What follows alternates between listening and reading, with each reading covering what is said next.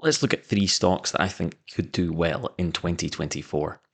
It's always useful at the start of the year to just have a little think about what the economic conditions could be over the next year, what's happening in the economy, and just a bigger picture rather than focusing on individual stocks per se. Think about the general climate and what is happening in the financial markets.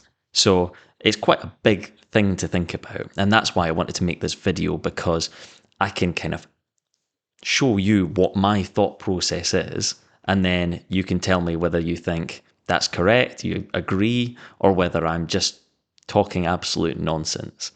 So let's get started with the first stock that I think could do quite well, and that is Persimmon. Now, over the past couple of years, after COVID, the housing market took a little bit of a boom. There was extra money floating around in the economy, and people didn't really know what to do with it. They weren't going out to restaurants. They weren't able to eat out. Music was banned. I own a cafe, and we weren't allowed to play music because people would talk too loudly and then spread germs. So it was a very interesting time. And so people had leftover money, and they put their money into houses. And in combination, the government had a scheme where they would help reduce the amount of equity you needed to put down on a house. So house sales absolutely exploded. The Persimmon share price did very, very well. And then all of a sudden, interest rates started rising, and the Persimmon share price absolutely collapsed. Went from a high of about 3,000 pence per share all the way down, and it hit a low of about 950, 960 pence per share last year.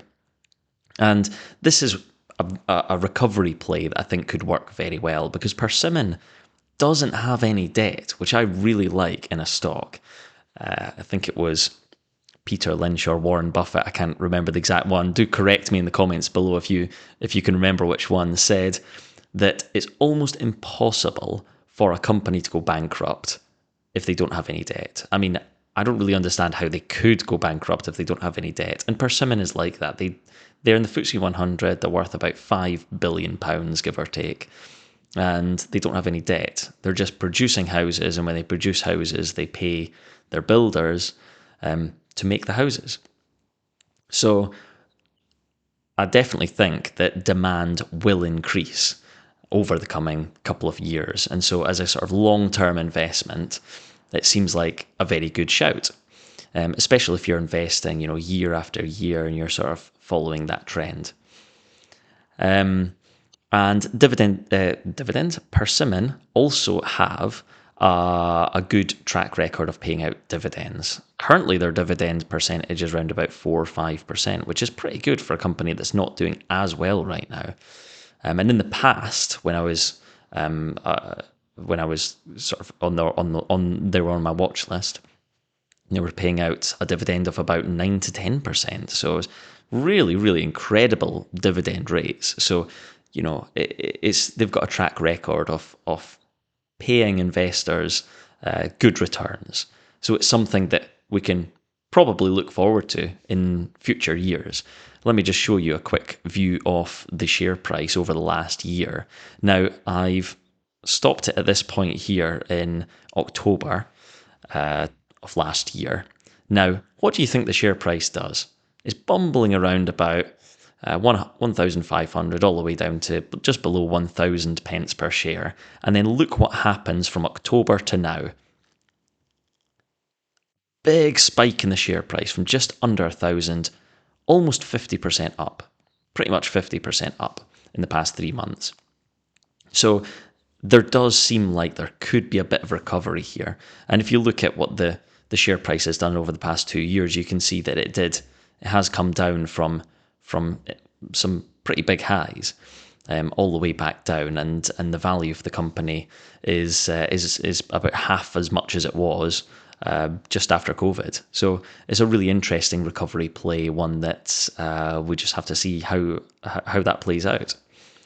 The second stock that I want to show you guys is International Airlines Group, IAG. Now, you might not have heard of it before, but you actually will have heard of it before.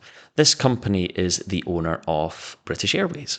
They own a whole host of businesses. As you can see here, we've got British Airways, Iberia, which is the Spanish carrier, Vueling, Aer Lingus, Level, and a bunch of different airlines. And as you probably know from all the news that's happened in the past couple of years, airlines also took quite a hit from COVID. They couldn't fly anywhere, no one was traveling, and so they weren't bailed out by any sort of governments. So it meant that they had to take on quite a lot of debt, and they weren't making any money. So that was a big problem for them, which makes them kind of weaker than Persimmon if you think about it, because Persimmon didn't have to take on mountains of debt. It didn't have staff that it had to continually pay because they just contract out their work. Whereas IAG, because it's an airline, they have to keep their staff on. They can't fire all the pilots because then when the demand rebounds, they would need those pilots. So they kept them on, and they took on about £17 billion worth of debt. From the accounts, it looks like IAG are going to be able to pay down that debt at around about a few billion per year, potentially even 5 billion a year, which, at the fastest rate would be a payback of about 3 to sort of 5-6 years, when that debt would be paid off. But IAG are very committed to paying a lot of dividends as well. So despite the fact that they have this debt that they need to pay off, they're actually very profitable as a company. So it is definitely one that we could see recover. And if we have a look at the graph as well, you can see that it did.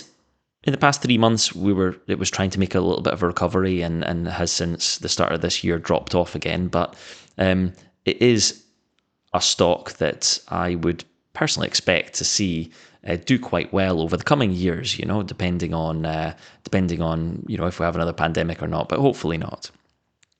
And stock number 3 is one of my favourites. I feature this company quite a lot on this channel. It's Aviva. And there's a big reason that Aviva is featured on this list. And that is because think about your insurance payments last year. Okay, 2023 was a year when all insurance went up by between about 20 to 50%. My car insurance went up by 50%, and I'm a year older. My car is a year older, and that insurance payment should have gone down. Your premiums should go down, and it hasn't. And that is going to feed into the profits of insurance companies. So we're going to see that really feed through in the next year, 2 years.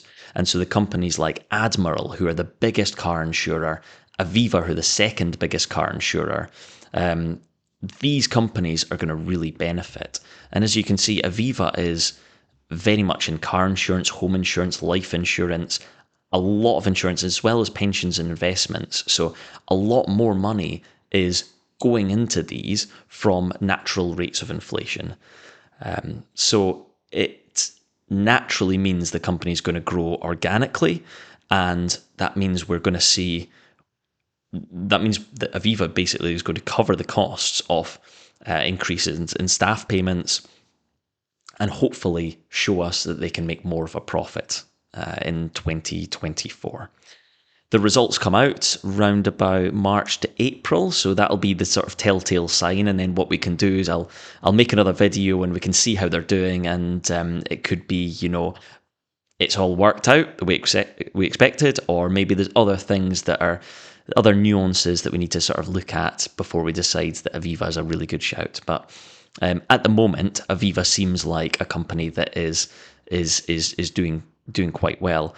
And as you can see from, let's have a look at the chart. So in the past sort of 3-4 months, you can see that Aviva hit a low of around about 370, and now we're up about 20-30% to 433, and it seems to be quite a strong uptrend, mainly because of the fact that all insurance payments are going up, and that's just feeding through to Aviva's top line, which is revenue, and then hopefully into their bottom line, which is profit. But we'll have to see on that. But there you go. That's the 3 stocks which should do well in 2024. Hopefully enjoyed that. See you in the next video.